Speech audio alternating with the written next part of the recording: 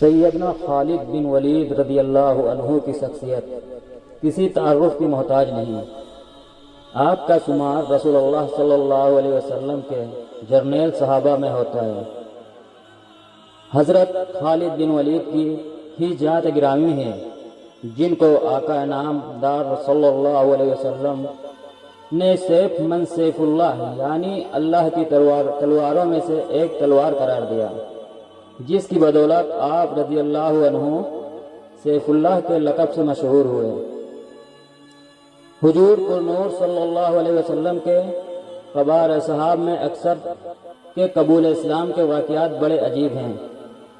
بینہ اسی طرح سیدنا خالد بن ولید رضی اللہ عنہ کا ایمان قبول کرنے کا واقعہ بھی بڑا حیرت انگیز ہے اور سوچنے کے قابل ہے کہ جب اللہ تعالیٰ کسی کے ساتھ خیر کا ارادہ فرما لیتے ہیں تو کسی طرح اس کے دل میں نور ایمان کی شمع روشن فرما دیتے ہیں۔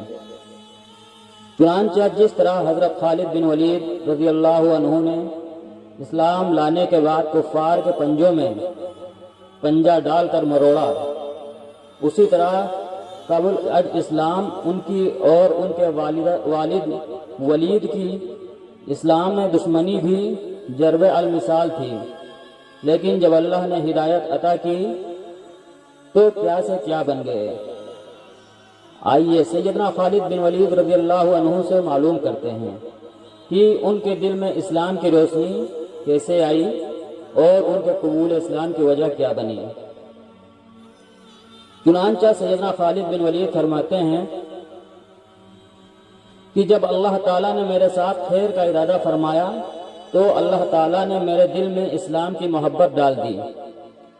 یکایک میرے دل میں یہ خیال آیا کہ جس لڑائی میں بھی قریش مکہ کی طرف سے حضرت صلی اللہ علیہ وسلم کے مقابلے میں جاتا ہوں، واپسی پر میرا دل مجھ سے مخاطب ہو کر کہہ رہا ہوتا ہے کہ اے خالد، تیری یہ تمام کوشش لا حاصل اور بے سود ہیں، اور تحقیق محمد صلی اللہ علیہ وسلم ضرور غالب آ کے رہیں گے۔ چنانچہ صلح حدیبیہ کے موقع پر میں قریش مکہ کے سواروں میں سے تھا۔ میں نے رسول اللہ صلی اللہ علیہ وسلم کو مقام عصفان میں مسلمانوں کو صلاۃ الخوف پڑھاتے دیکھا۔ میرے دل میں خیال آیا کہ بڑا اچھا موقع ہے، مجھے حملہ کر دینا چاہیے، لیکن میرے حملہ کرنے سے قبل ہی رسول اللہ صلی اللہ علیہ وسلم میرے ارادے سے واقف ہو گئے اور میں حملہ نہ کر سکا۔ تو اسی وقت میں سمجھ گیا کہ یہ شخص من جانب اللہ مامون و محفوظ ہے، غیب سے ان کی حفاظت کی جا رہی ہے۔ چنانچہ میں حدیبیہ سے ناکام واپس ہو گیا۔ حضرت صلی اللہ علیہ وسلم قریش سے جب صلح کر کے واپس ہوئے تو میں نے سوچا کہ قریش کی شان و شوکت ختم ہو چکی ہے اور شاہ حبشہ نجاشی بھی آپ کا پیروکار ہو چکا ہے اور ہجرت کرنے والے آپ کے اصحاب وہاں پر سکون زندگی بسر کر رہے ہیں۔ ایسی صورت میں شاہ روم ہر کل کے پاس چلا جانا چاہیے اور وہاں یہودی یا نصرانی مذہب قبول کر لینا چاہیے اور عجم کے تابع ہو کر غیب کی زندگی بسر کرنی چاہیے، یا اپنے ہی وطن میں رہ کر دیکھوں کہ پردہ غیب سے کیا ظاہر ہوتا ہے۔ میں انہی سوچوں میں گم تھا کہ رسول اللہ صلی اللہ علیہ وسلم آئندہ سال عمرہ القضاء کے لیے مکہ مکرمہ تشریف لائے۔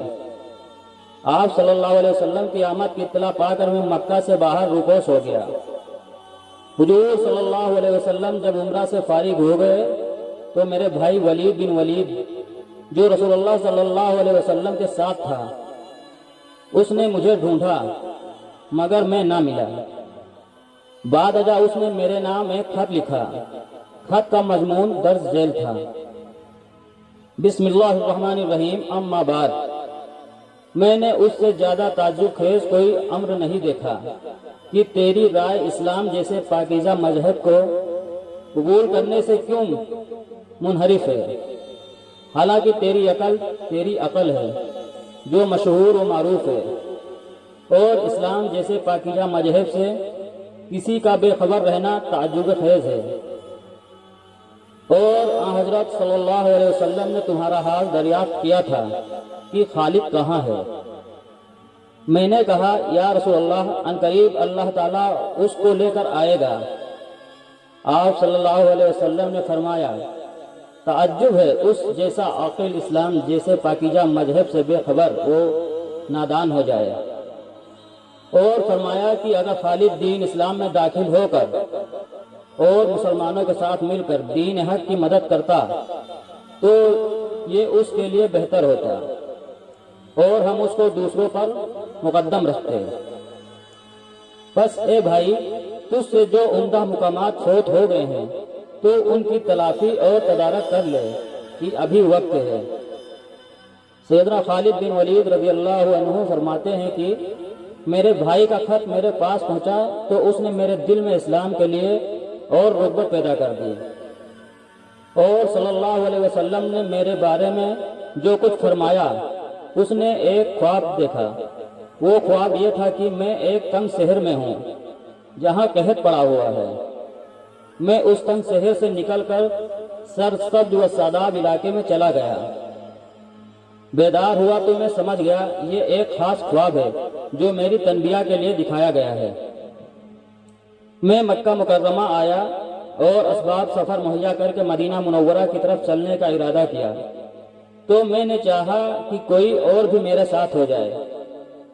چنانچہ میں نے صفوان بن امیہ سے ملاقات کی اور کہا کیا تم دیکھتے نہیں کہ محمد صلی اللہ علیہ وسلم نے عرب و عجم پر غلبہ پا لیا ہے؟ اگر ہم ان کے پاس جائیں اور ان کی اتباع کریں تو یہ ہمارے لیے بہتر ہوگا، محمد کا شرف ہمارا شرف ہوگا۔ صفوان نے میری بات سن کر سختی سے انکار کر دیا اور کہا زمین پر موجود سبھی لوگ محمد کے تابع ہو جائیں، صرف میں ہی بچ جاؤں تب بھی اس کی اتباع نہیں کروں گا۔ خالد فرماتے ہیں میں نے سوچا اس کا باپ اور بھائی بدر میں مارے گئے تھے، اس لیے اس سے کوئی توقع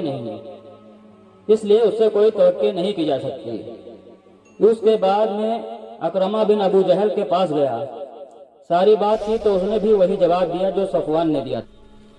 سیدنا خالد بن ولید فرماتے ہیں میں اپنے گھر گیا، اونٹنی کو تیار کیا اور سوچا ایک دفعہ عثمان بن طلحہ سے بات کر لیتا ہوں، وہ میرا سچا دوست ہے، لیکن مجھے اس کے باپ دادا کے قتل ہونے کا خیال آیا۔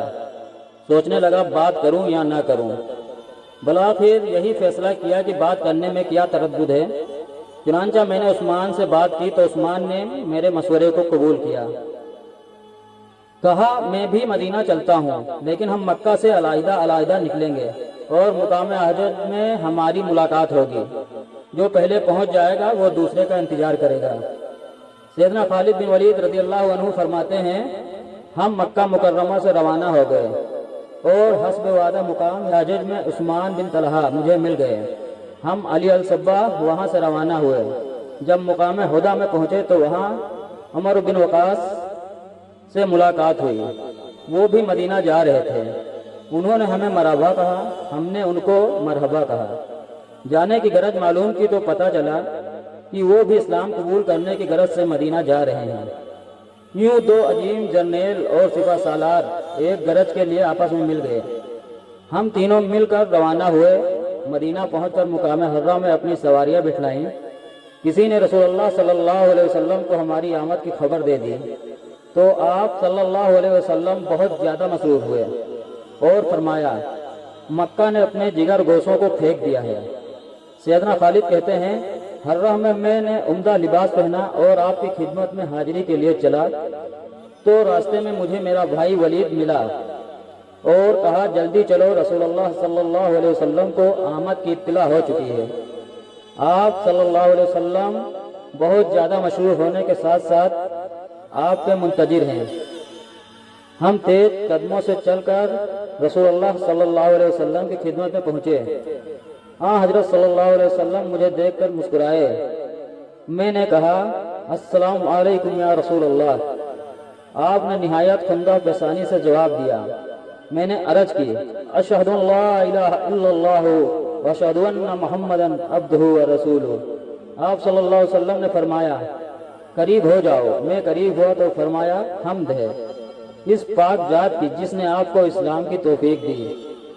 میں دیکھتا تھا کہ آپ میں عقل ہے اور وہ عقل خیر اور بھلائی کی طرف رہنمائی کرے گی۔ قبول اسلام کے بعد حضرت خالد رضی اللہ عنہ نے سابقہ زندگی بالخصوص مقابلے میں آنے کی شرمندگی اور ندامت کا اظہار کیا اور اللہ تعالیٰ سے معافی کی درخواست کی۔ آپ صلی اللہ علیہ وسلم نے فرمایا، اسلام تمام گناہوں کو مٹا دیتا ہے، لیکن سیدنا خالد بن ولید کے اصرار پر آپ صلی اللہ علیہ وسلم نے ان کے لیے دعائے مغفرت کی۔ جزاک اللہ خیر۔